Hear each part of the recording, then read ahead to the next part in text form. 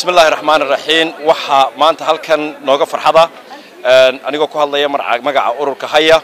in la gudoonsiiyay award kan oo aanu ku gudoonay City Hall-ka award kaas oo gudoonsiiyay maayarka London kadib markii uu ogaaday waxa aanu bulshada Soomaaliyeed u hayno haday noqoto xagga awardska aanu anagu dadka gudoonsiino iyo haday noqoto shaqada aanu u hayno bulshada taas la ajligeed ayaa waxa maanta farxadan oo ah in badan markaanu muddo 6 sanadood award soo gudoonsiinay bulshada Soomaaliyeed iyo sida ay wax u qabtaan in maanta anaga maayarka London uu noo garto inuu awardkan gudoonsiyo aad iyo aad ayaan ugu faraxsanahay iminkana waxaan ku wareejinayaa Rashid Jama waxaan aad iyo aad u salaamayaa Xamse Cabdislaan oo halkan caawin la jooga oo ka socda Salaan Media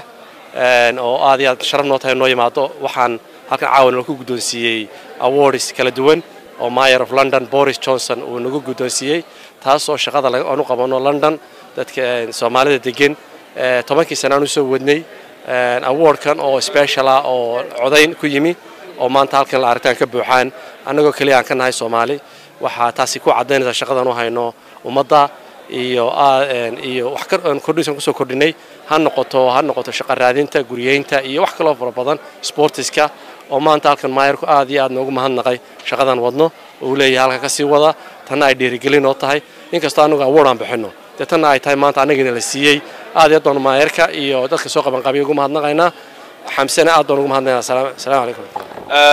وستاو شيء حمسة سلان أبان كو سلامية سلان ميديا إن شاء الله وح أرجعني السنة كدمنا إنه نقدونه سلان ميديا ويب سايت ككلية أي سومالي ودي مسكوا ده حركته هذه أبان مع سنتاي سلام